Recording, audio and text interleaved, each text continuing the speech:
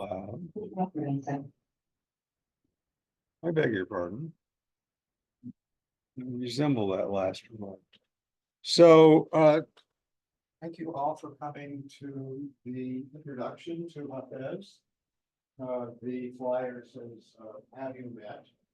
Hafez introductions and afterwards.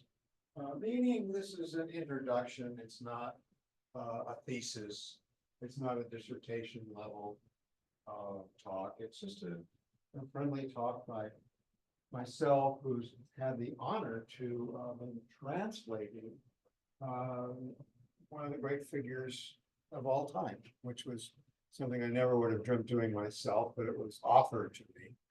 And it was a deal I could not refuse.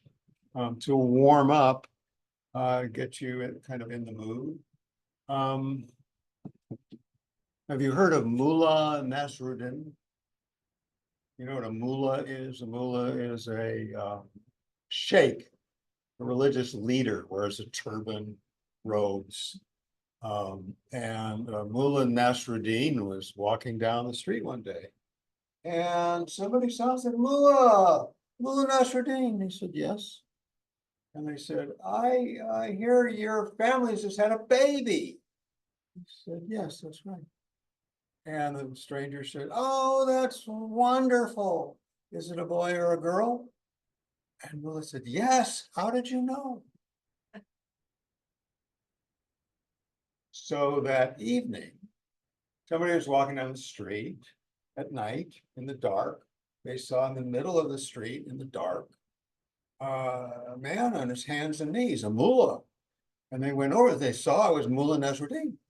They said, Mullah, what are you doing on your hands and knees in the dark in the middle of the street tonight?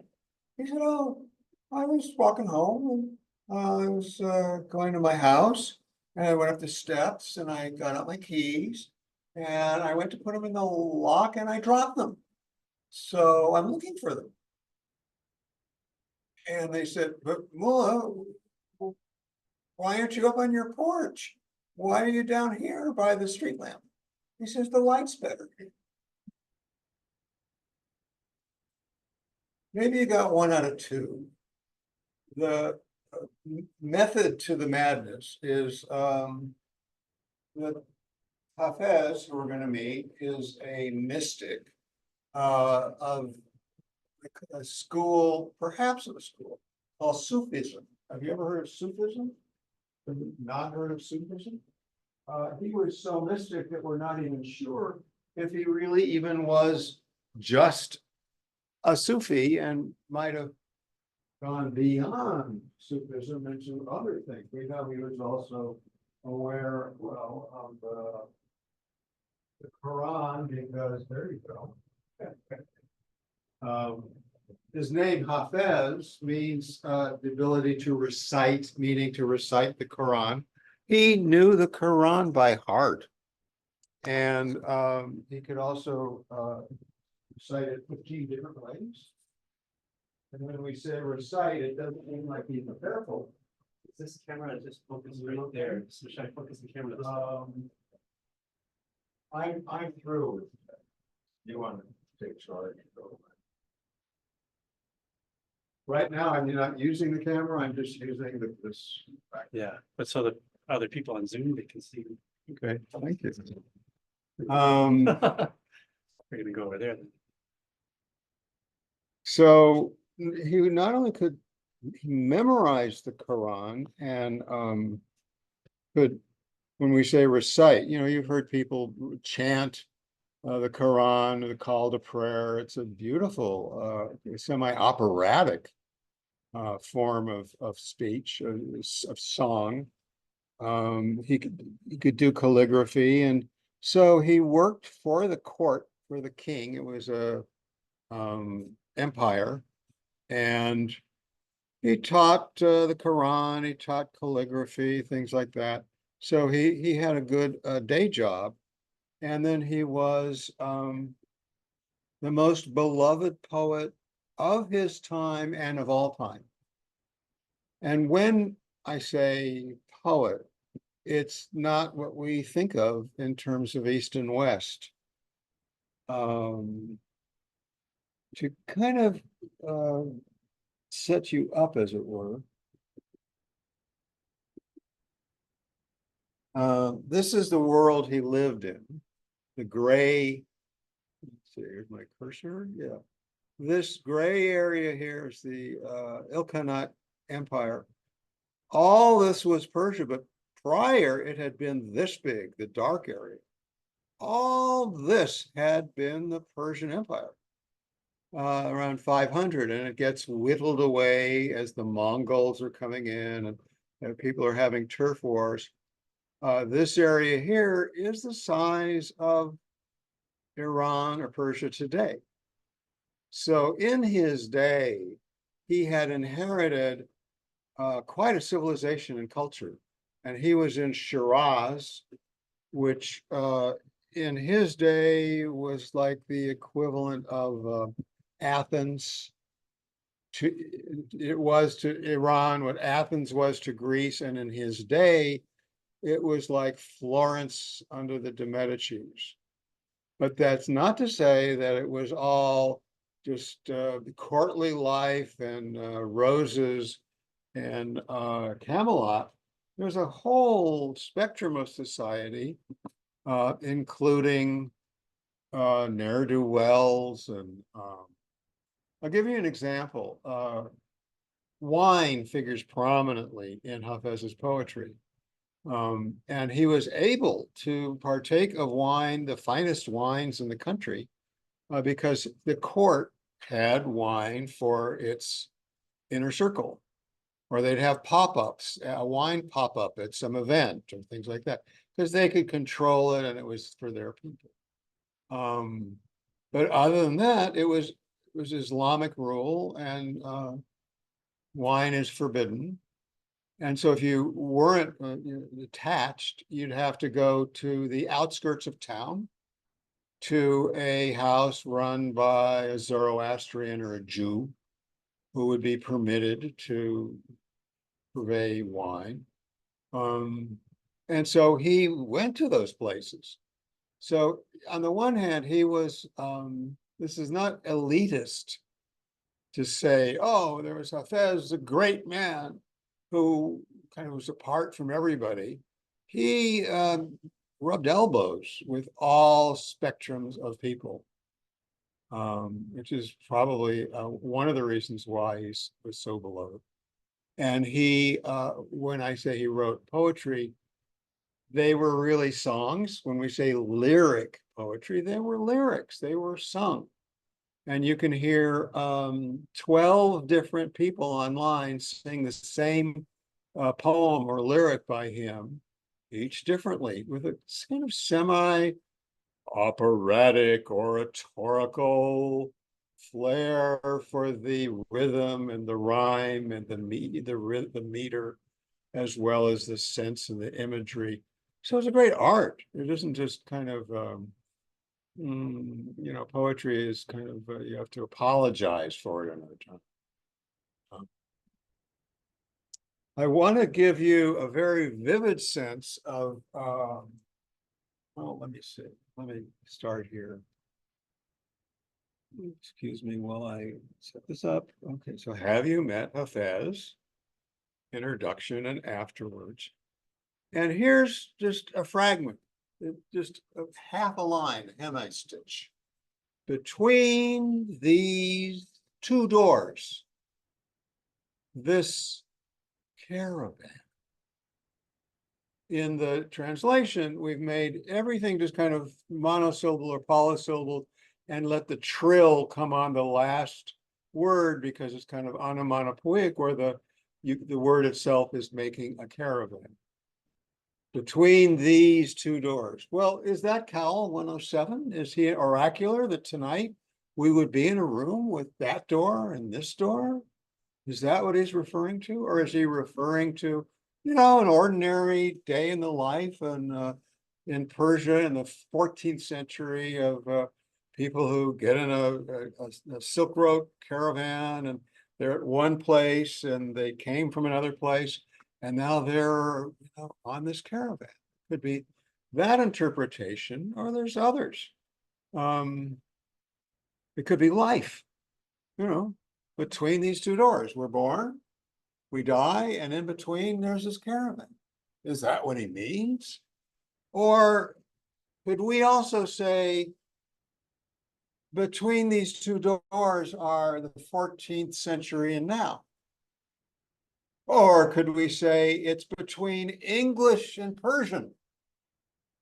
In other words, he's created an image that is so deep, right? It's called deep image, that it evokes very primal stuff, and it's not fixed to a single interpretation. So when I say it could be between English and Persian, this is Hafez, and in between the two, we have translation. Can we say, was there a great tradition of translators in his day? I don't know. Do we have a great tradition here? Well, St. Jerome kind of introduced it to our culture, but we don't have a great tradition. We actually, I'll dial that back. America had a flourishing literary translation culture until the collapse of the Soviet Union in 1989.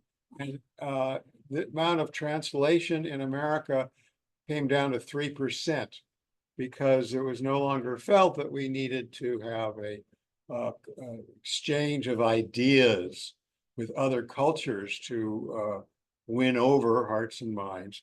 And now translation is reviving. But when I say that line is a deep image, there's a school, the lesser known of those imagist schools, called Deep Image School. And one of the founders, Jerome Rothenberg, says, it's all translation. I'm taking in oxygen. It's translating into something in my body. You're translating sounds on your eardrum. Everything we do is translation.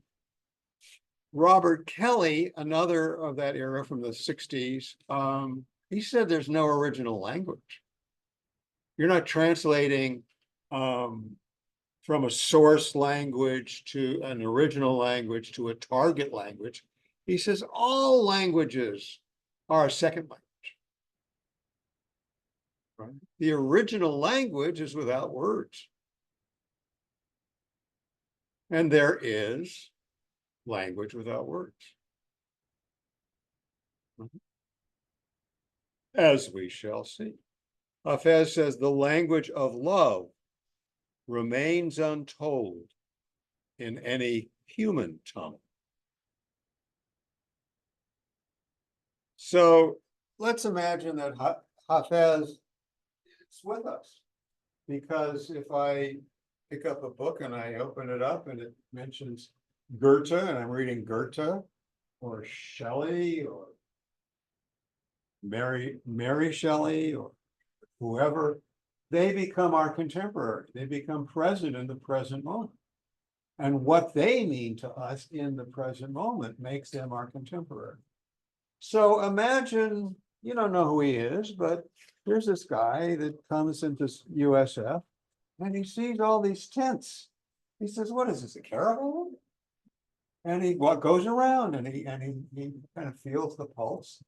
And we can listen to some fragments, like a dozen fragments from his work. And it would start, forgive the warring of the 72 nations. Not having seen the truth, they've gone down the road of myth. Forgive the warring of the 72 nations. A number? What's this number? 72? It really is just, just to throw a number, pick a number. In his day, there couldn't have been more than 72 nations at most. He's just saying the whole world. And being mathematical is giving him some sense of authority to say, please. And he's not speaking on behalf of God. He's not as if he's God. He's speaking to God. And he's speaking to God here and throughout as someone who loves everybody and everything. forgive the warring of the 72 nations, not having seen the truth. They've gone down the road of myth.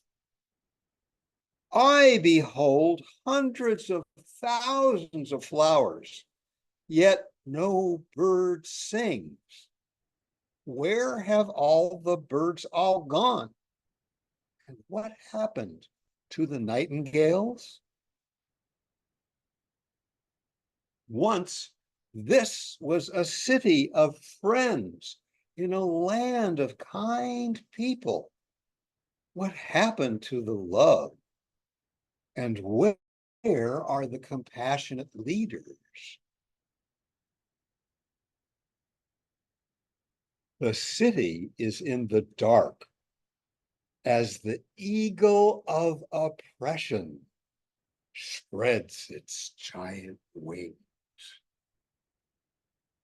I'm going to pause here on that one to kind of note that's a deep image in the sense that the oppression is so deep and complex that we can't get a handle on it ourselves. Even a symbol won't do.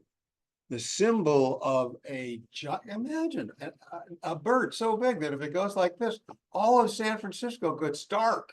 It's that big, is what he's saying. It's not the image itself, it's what it represents is so deep. So he's not talking about things,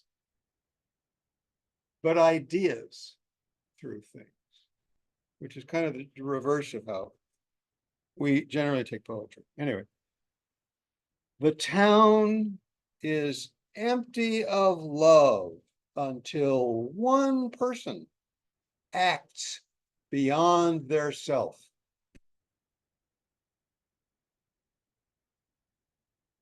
In this garden, so many roses blossom, but nobody has ever picked one rose without the disaster of thorns. Although danger may await back at the way station, and your destination is still a far way off, there is no road without an end. Do not despair.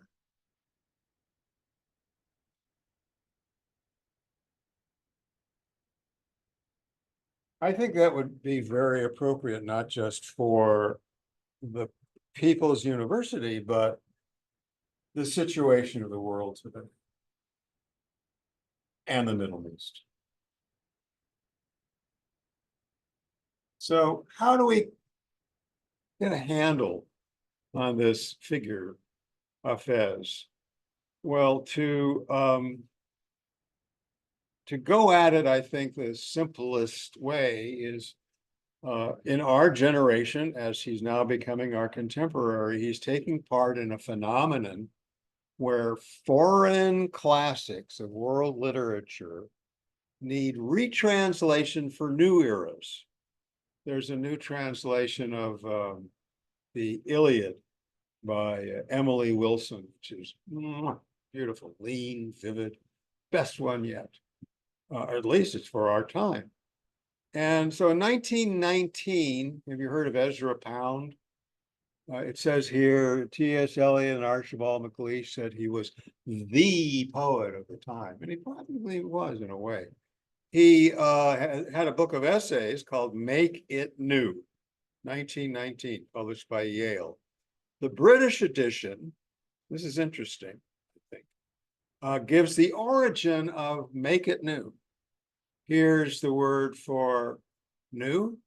Here's a picture of the sun, day, new. It's Confucius. And in a classical Chinese métier, 4 characters is often a saying, a proverb. And new day, new. How would you translate that? It's very lean, it's very direct. There's a complex character, a simple character. the tendency would be badly to say, oh, sing a new song unto the Lord. Except Confucius isn't talking about a song and he isn't talking about the Lord. That's kind of the colonialist explanatory, an explanation rather than a translation. So what Ezra Pound did, which makes it a model of translation, is he makes three syllables out of what was four monosyllables. He makes it even shorter and just three monosyllables. And it's something you could say on the phone long distance to your Aunt Em in New Jersey. Make it new. So I'm not saying that I don't dislike a good, very close translation. Hafez has been translated for 3/4 of a millennium. And, we've had enough, I think, translations of his poems. I'll read you one to give you a sense of what the ordinary, rather, a very good translation is. And I'll explain the form. It's 5 to 12 couplets, and the rhyme scheme, on the last word is AA, BA, CA, DA, EA. Has a meter, has all sorts of conventions. But as you listen to this, I think you can hear that he kind of is all over the store. It's kind of, it's multidimensional, and they don't have titles. For the recluse, what need is there of spectacle? In the friend's alleyway, what need is there of scenery? When he says friend, it could mean a literal friend. It could also mean the beloved, the divine. So for someone across the street who lives in the nunnery, for the recluse, what need is there of spectacle? What's going on across the street? Encounters with the divine that you couldn't even begin to imagine on Netflix. In the friend's alleyway, what need is there of scenery? Oh, beloved, by the need that you have for God, at least for a moment, ask what I need. Oh, beloved, by the need that you have for God, at least for a moment, ask what I need. This is not the kind of, let's merge with God and we'll transcend our individuality. This is very much the kind of almost the reverse. The way to God is through, what do you need? What do I need? What does our heart tell us? And that our need is our link to connecting with each other and with the divine. Oh, King of beauty, which could be Queen of beauty. It's ambiguous. By God, I burn. At least ask, what does the beggar need? We are the lords of need, but have no tongue to ask. In the presence of the generous one, what need is there for pleading? If you intend to take our soul, there is no need for explanation. Since all we have is yours, what need is there to plunder? The world-revealing cup is my love's luminous heart, where there is no need to show your need. The world-revealing cup is the idea that you have a goblet. It's like a crystal ball or a bowl of water, and you can look in the surface and you can see the future or the universe or something like that. The world-revealing cup is my love's luminous heart. When there is no need to show your need, I am no longer in debt to the diver. Since the pearl has come to hand, what need is there for the sea? Oh, lovesick beggar, when your love's life-giving lip knows what you need, what need is there to ask? Imposter, go, for I have no business with you. The friends are here. What need is there of foes? Finish this, Hafez, to let your talent show. With the imposter, who needs to argue and debate? I mean, and I'll just comment that there's a tradition of ending ghazals where the author refers to themselves in the third person. And there's so many interpretations of that, from it's like a rapper giving himself props, calling himself by name, to the reversal of subject and object, or the merger where he's no longer the subject, he's now the object, because there's no longer so much of a difference. But as you can tell, even with or without commentary, one single lyric by Hafez is like something by Bob Dylan, or Charlie Parker, Bird, who listened to swing music and then played it twice as fast and with jagged rhythms that didn't necessarily follow a melody, but just played off of the chords. This is really innovative. So back to the hypothesis. It's not a premise. The hypothesis is we look at people like Hafez in terms of, well, who are these human beings that reach this pinnacle that we say, oh, these are the greats, these are the classics, Homer, Emily Dickinson, Shakespeare, Basho, Dufu, Akhmatova, Sappho, Goethe, Homer, etc. And your own future masterpiece one day. You know who that is. That's Emily. That's William Shakespeare. But we don't have a picture to speak of Hafez. In fact, we know so little about him that people write these fantastic myths. You could do a paper on the folktales about his verbal duel to the death when he met Tamerlane, the head of the Tatar tribes. Oh, these great comic book fabulous stories that, probably who knows if they're true, but we have no picture of, which is, I think, kind of marvelous if we were to kind of riffle through really fast a phenomenology of the pictures. There he is in a postage stamp in Russia, 1971. Here he is, and it's kind of, I don't know, he's kind of, looks like he's very self-absorbed and inward. The book is red, his clothes are red, he's on a red carpet. Maybe it's wine he's thinking of. But then here he is without a turban. Oh, maybe he didn't wear a turban.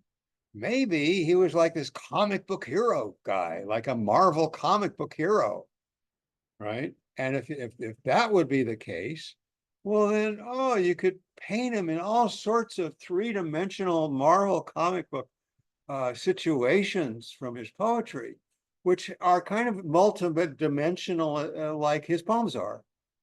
I'll give you one more. They get really far out. I'll just give you one. This is another one with the wine symbolism.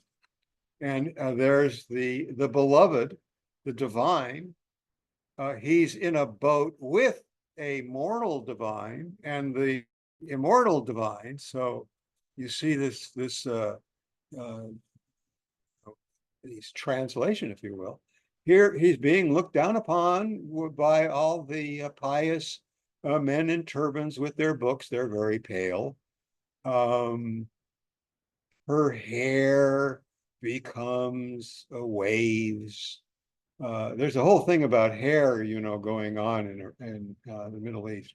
And she's pouring from this cup. It doesn't look like wine to me. It looks like the blood of life. It could be the soul. It's something transpersonal. And here he is sailing his boat through an ocean of wine. Is it a literal ocean of wine, or is this his conception about what the connection would be to the divine through wine as both a literal phenomenon and as a multidimensional symbol? Anna Perez Gisti there. So we can see that Hafez is one of the greats of world literature, but to me, this is his picture. I really don't want myself to ever imagine what he looked like. I just really don't. He's like me. And I don't know what I look like until I look in the mirror. And so here's the ceiling of his tomb in Shiraz, the special pattern made just for him. So, as I said, people become our contemporary just by naming them. So if we extend his titanic position in world literature, to zero in on him in Iran, because all the titans of world literature are universally yet very local. Emily Dickinson is very New England. Shakespeare is very England at a time when it's absorbing intercontinental influences. Goethe's very German, and so forth. So to understand, introduce, meet Hafez is to meet Iran. We saw the map, but here we're looking now at his métier, Persian lyric poetry, which I kind of mentioned isn't like what we think of as lyric poetry, but he is the pinnacle, the apex, the acme. Have you heard of Rumi? Okay, Rumi makes room, for Hafez, because Hafez comes after Rumi. He's actually the last, and he not only knew the Quran by heart, but he knew all of the poets by heart. He could imitate them in his lyrics. Occasionally he'll toss off something. It's like a line from the Quran, only he's made it his own. Or it's a line from Attar, Rumi's teacher, or Rumi, and so forth. So to locate him in this continuity, this is, I think, interesting. One, if Rumi visualized a deep ocean, deep ocean, Rumi is that deep ocean of wisdom, spirituality, and so on. Then comes Hafez, and he's this multidimensional or multifaceted jewel. And every facet reflects all the other facets, and it's just inclusive of everything. Spiritual, non-spiritual, spiritual and spiritual at the same time, just everything. And all the styles that had gone before, he could riff on them, but he made his own style. Like Bob Dylan played folk songs until he was blue in the face, and suddenly he starts coming up with these, the hypnotic spattered mist was slowly lifting. And same with Charlie Parker, the jazz musician. I wonder, because I'm not versed in it, I'll ask my friend John Malkin, who's publishing a book on punk, if punk does the same thing by having learned all the chord changes and now plays them, faster and shorter and something. I don't know. Persian lyric poetry, two things: tradition and transmission. So I think, as I mentioned, in Iran, poetry is to Iran what ancient philosophers were to Greece. And that might have been true to some degree also in Rome, ancient Rome, where the poets were also called seers. But even more so, I think, in Iran, because Iran is this itself multi-complex, multi-dimensional culture. It's like Afghanistan. It's like a crossroads of the world.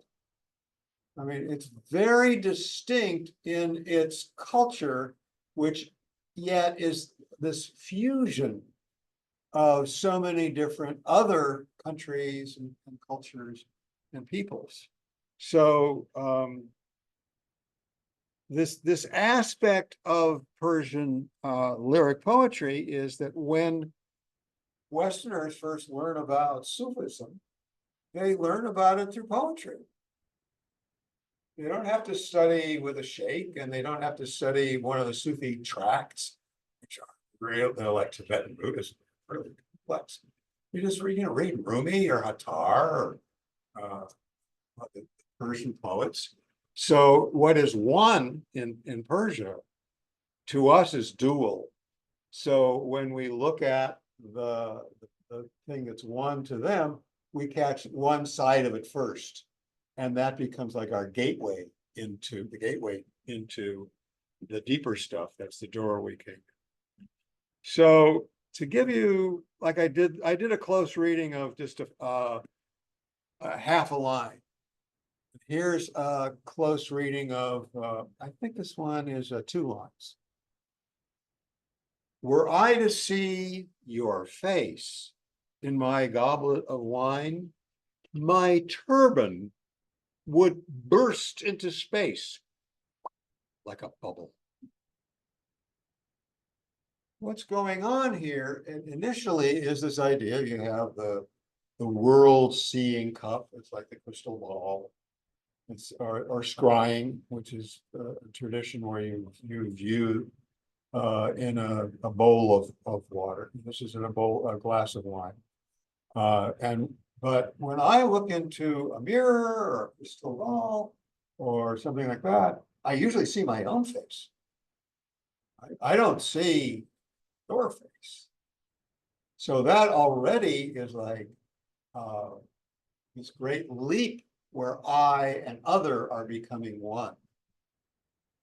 I and other are becoming one, but that's not all. In this fusion of the seeker and the sought, or the meeting of the seeker and the sought, something interesting happens. Not only does his turban burst like a champagne cork, but he says it's like a bubble. A little bubble in a big body of water. So suddenly in this encounter, he becomes very little, right? Is implied that he now becomes like humble, like the dust at the doorway of the beloved. Right? This is the genius of Persian poetry, that it reveals and it conceals like a lady's fan with these folds upon folds. And he's such a master of it that even if I can't do it literally perfectly, you can get the drift. So that's a tradition. There's this tradition. And then when we say there's a transmission of Persian lyric poetry, footsteps go in 2 directions here. Right? Footsteps go in 2 directions. In Iran, he's the zenith of a lineage. He's not just the epitome, like the best, but he's a summation, a fruition, a blossoming, where all of the energy of the roots and the trunk and the branches are going into one flower that includes everything that went before. That is Hafez. So he's Sadi and Attar and Rumi and Khayyam and his contemporaries.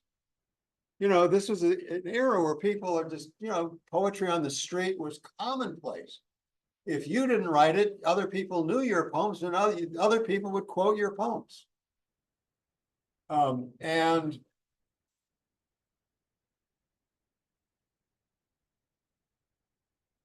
he would have cutting contests where people would he'd meet in the court, and there'd be that court poet, and he'd show up, and the court poet said, "Oh, Hafiz, I've just written a new poem," and he'd read it, and Hafiz would listen to it, and he'd go, Yeah, and he'd kind of recite something back at him that like had little fragments of it, but did something much better.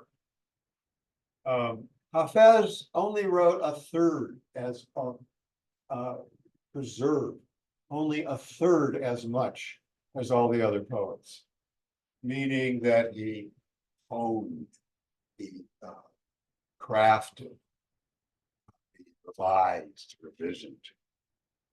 So I mentioned his Edith. So that's that lineage. And that lineage goes on to today, where if you go to a home in Iran that has a bookshelf, you'll find at least two books. What would they be? A Quran, obviously, even if it never has really been opened.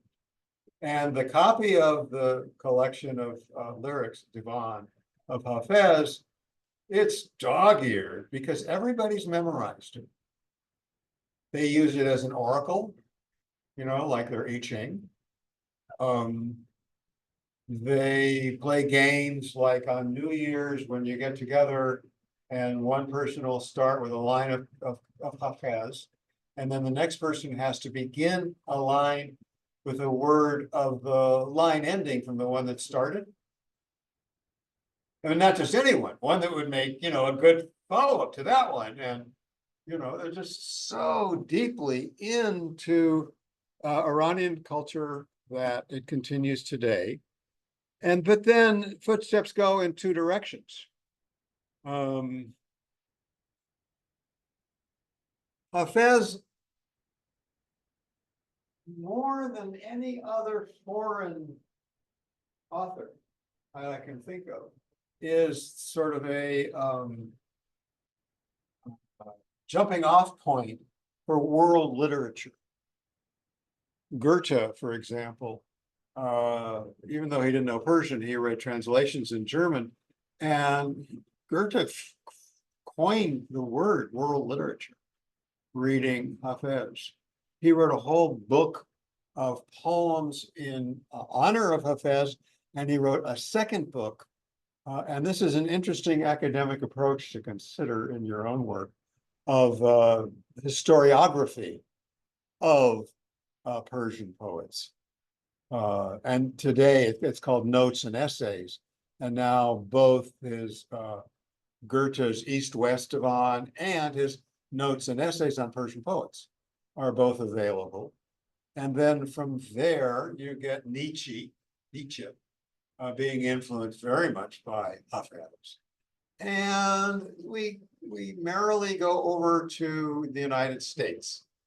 And Emerson, who read Goethe and also read Hafez, published a poem about wine in the mode of Hafez. And some critics say that poem, Bacchus, is his greatest poem. Emily Dickinson, you know, contemporary with Emerson, wrote, I tasted a liquor never brewed. So this the transcendentalist Boston movement was not only influenced by what they were reading from India and China, but from Persia, and very much from Hafez. And then we come to some interesting stuff that might be unexpected, but you've heard of Rumi. Rumi, for a decade in the 70s, sold over 1 million copies, was the biggest selling poet in America, if that's any criteria. Translated by Coleman Barks, a wonderful poet who in the beginning knew no Persian. And when asked, said, I haven't read the Quran, it's too long.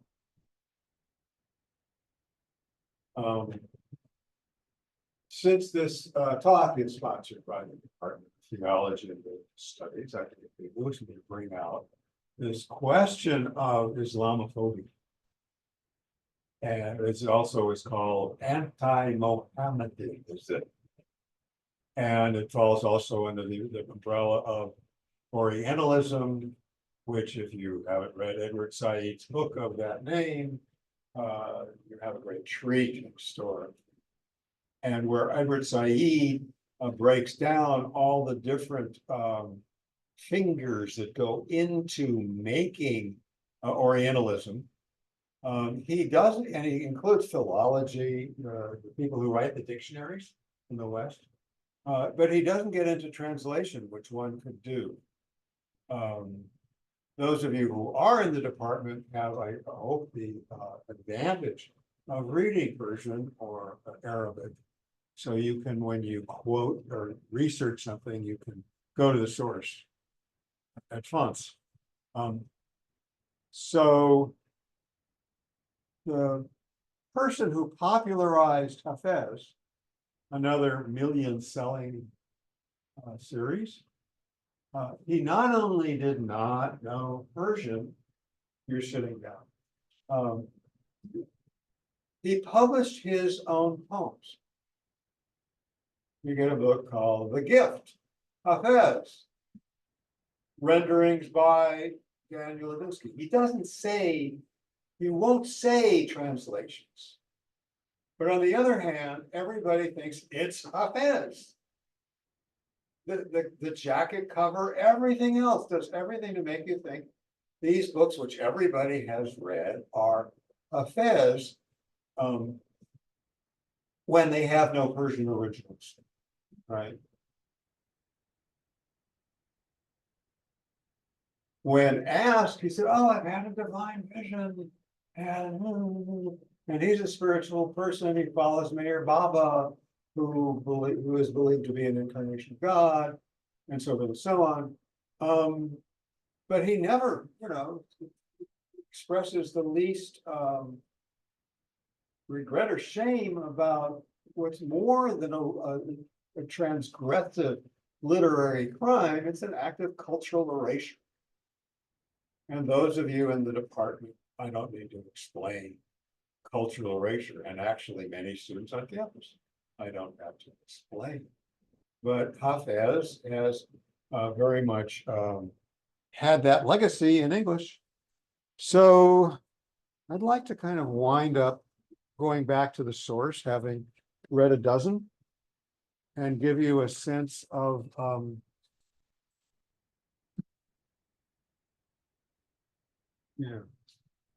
the book, which I'll just add, to make it new, we didn't translate whole lyrics. We would take a fragment, a line, or a half a line, and look at it in close-up, and then edit it so it makes like a little an Instagram movie, a little text message unto itself. And because of the nature of the fractal nature of his work, where the outline of a cloud, the outline of a cauliflower, and the outline of a coastline all have the same algorithm. And you could take a little bit and it's equal to itself at all levels of scale. Fractals. And last but not least, it goes through, we arranged it in kind of a Sufi voyage. There's time when I'm done if we want to talk about Sufism, where we start with the world and as I read, the troubles of the world, the discontents, the feelings of isolation, frustration in the world. And then we go to wine, which is both literal wine and an initiatory wine. And then to love, which is like wine, both literal and figurative. And then wisdom, and then ecstasy. Between these two doors, this caravan, everyone drives by while I walk on alone. Commemorate the ones who are gone and those who love. Be in harmony with the spring clouds. From shore to shore, the armies of tyranny rule. Yet, from before the dawn of time until after eternity is the domain of the dervishes, the holy beggars, and the masters. Your finest quality, may it always amplify. Strive to be truthful, and the sun will be born from your breath. Let us pour wine into a punch bowl, hurl roses into the air, crack the ceiling of the heavens, and cast a new design.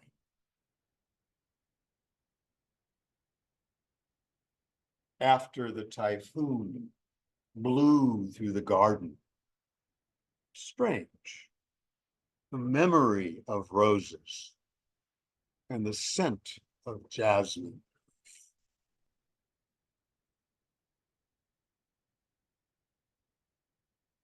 In the garden of wine. Love is a huge pearl. I am a deep sea diver. The ocean is the tavern, the outskirts of town.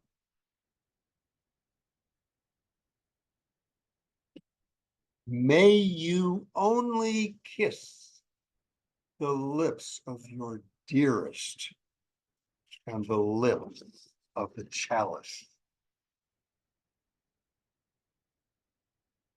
The price of the finest ruby red wine? The ink of your intellect.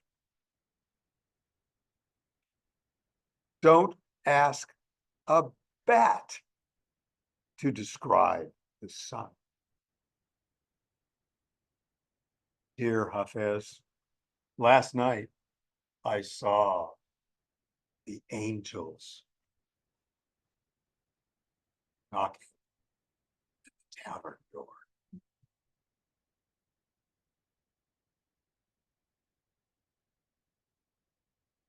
In the garden of love.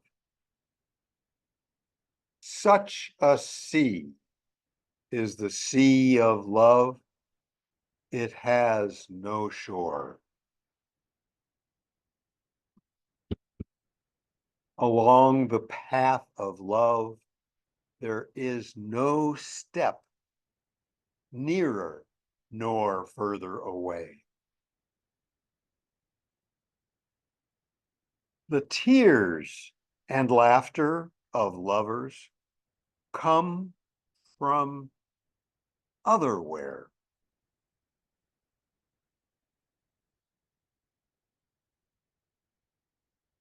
The curls of your hair are a theater for the north wind. Excuse me. Every tip of my hair has thousands of things to do with you.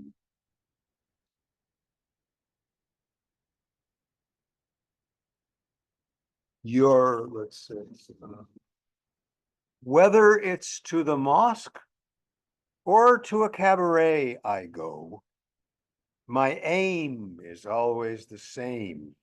It's to become one with you. Longing for the dust at the beloved's doorway, the waters of my eyes flow beyond words.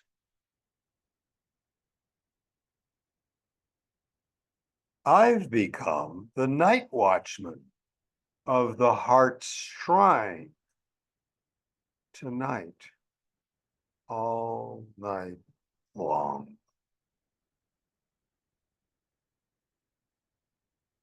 You, the whole morning. Me, a candle in early dawn's quiet.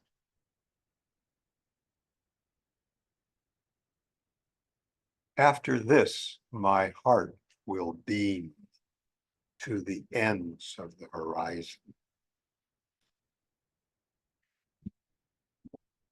My tears are falling from the roots of every eyelash. Every drop of dew along love's way equals 100 oceans, each ablaze.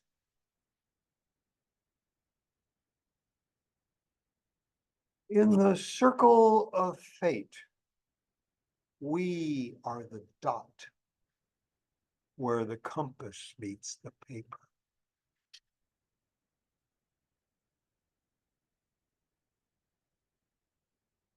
When I'm in the garden, all I want to do is to pluck the flowers of your face with the hands of my eyes.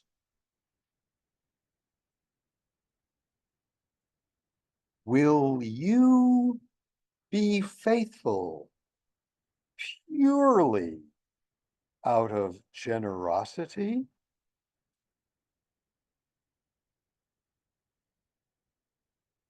In the garden of wisdom, I have a gem and seek an expert appraiser. My words are veiled the way the rose emerges from a bud. There is no barrier between lover and beloved. Hafez, you are the veil. Get out of the way. Where is the mystic who understands the language of the lilies? Why do they leave only to return again?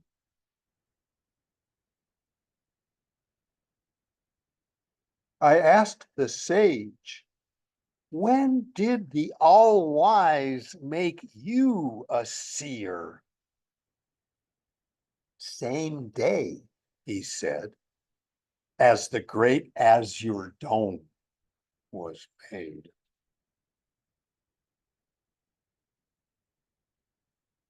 I am seeking a pearl beyond the shell of space and time.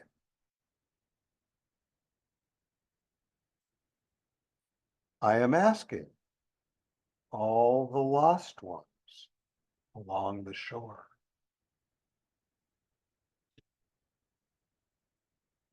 I watched while my soul escaped from my body. I contemplated the green fields of heaven and the sickle of the new moon. I remembered all that I had sown and the season of harvest soon.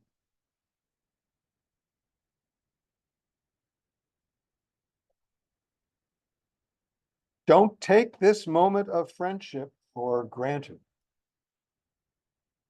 In the front door, out the back, then to meet again, no more.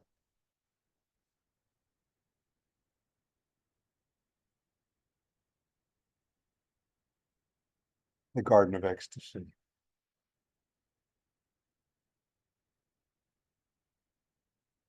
The night of separation is gone. The welcome scent of unity has arrived. What a wonderful morning after such a wonderful night.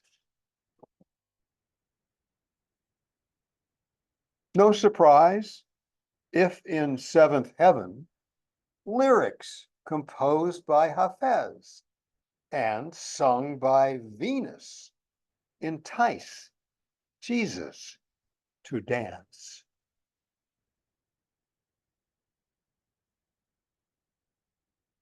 In the time of Adam in the Garden of Paradise, the poetry of Hafez ornamented the diaries of the wild lilacs and the amaryllis.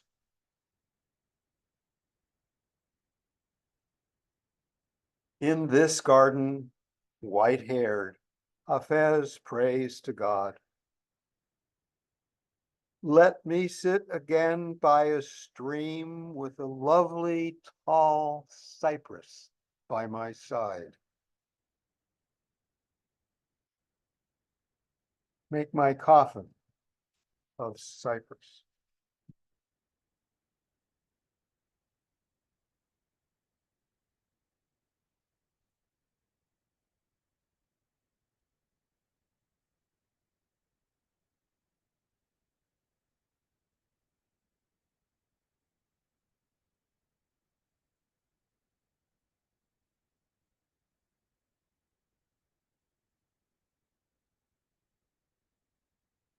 Questions? Comments?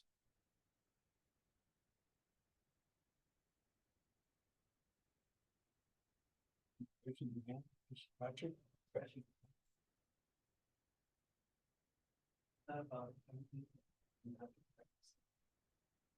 Because I did not remember reading. All the time. Did you say something about Tamerlane and Hafiz getting? Yeah, he has a poem, he does have a poem, where he says he would trade Samarkand, and I think Bukhara, for the mole on your cheek. It's a poem of Hafiz. And toward the end of his life was when Tamerlane was to size the territory. And he runs into Hafiz. And, you know, everybody knew these poems, these lyrics.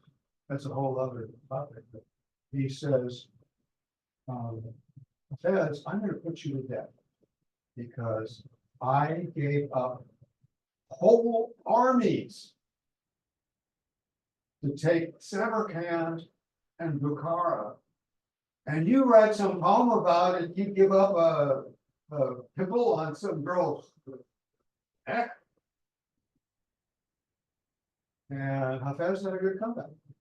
And Tamerlane said it. It's in the book. I don't want to give all the stories. But these are all these things. The realm of apocryphal Hafez stories are kind of a genre. Did it actually happen? There's so little we know about his life. One wonders if he deliberately was trying to just live a life where he burned through everything with no trace. How old was he? Oh,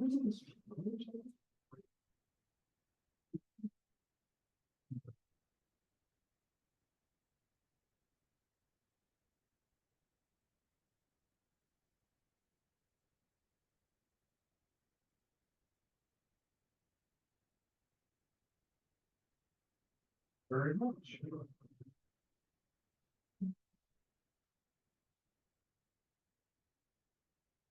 If anybody would like, the store has kindly brought rare unsigned copies.